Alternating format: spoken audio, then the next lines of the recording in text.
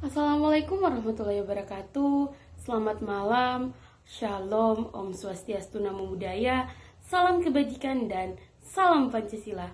Perkenalkan, nama saya Aura Fibrianti Ardiansyah dengan NIM A321240076. Saya dari Program Studi Pendidikan Pancasila dan Kewarganegaraan, Fakultas Keguruan dan Ilmu Pendidikan, Universitas Tadulako, Angkatan 2024.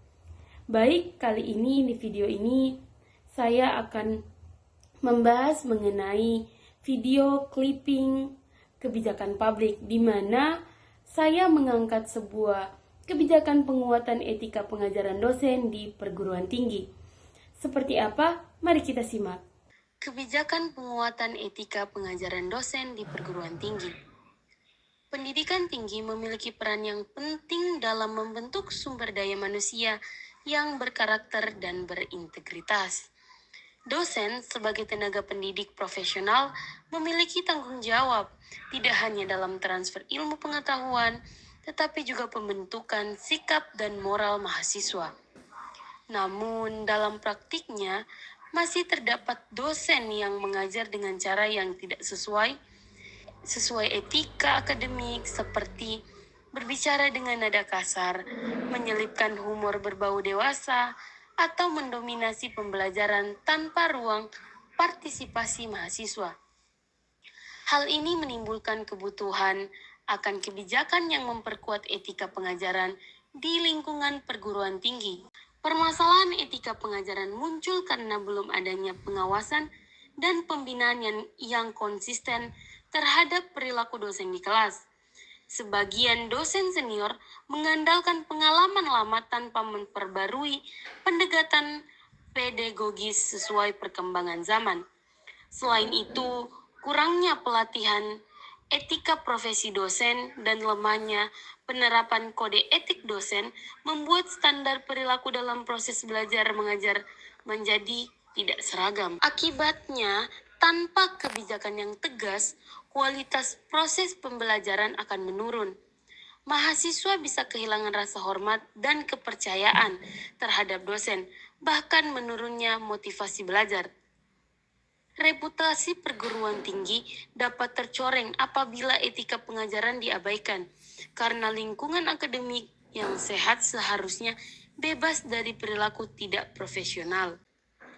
Kebijakan yang ada, pemerintah dan perguruan tinggi sebenarnya telah memiliki dasar hukum yang mengatur etika dosen, di antaranya Undang-Undang Nomor 14 Tahun 2005 tentang guru dan dosen, yang menegaskan bahwa dosen wajib memiliki kompetensi pedagogik, profesional, sosial, dan kepribadian.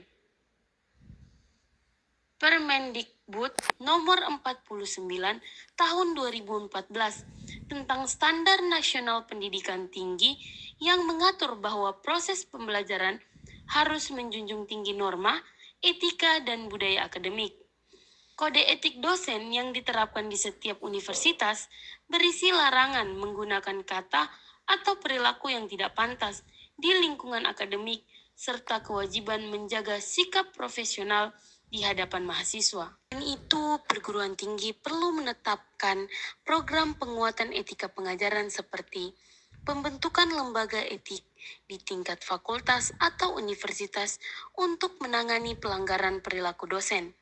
Yang kedua, penerapan sanksi atau teguran bagi dosen yang melanggar etika akademik. Yang ketiga, pelatihan dan pembinaan etika profesi bagi dosen setiap tahun.